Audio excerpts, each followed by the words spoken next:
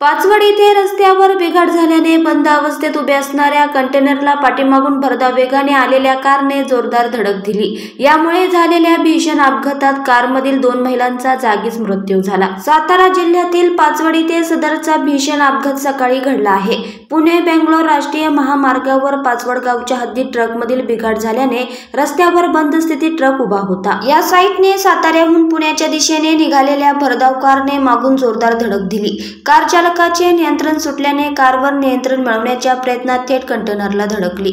कारने जोरदार धडक दिल्यामुळे चालकाच्या साईडच्या बाजूचा चक्काचूर झाला आहे। या अपघातामुळे कारमधील 2 महिलांचा जागीच मृत्यू झाला आहे। यात सलमा मोमीन आणि महिदा शेख अशी मृत्यू झालेल्या महिलांची नावे असून या घटनेत 2 जण गंभीर जखमी झाले आहे।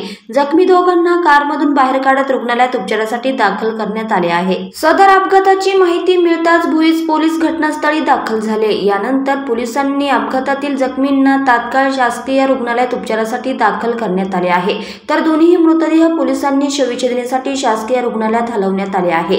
या अपघाताची नोंद भुईज पोलीस ठाण्यात करण्यात आली आहे।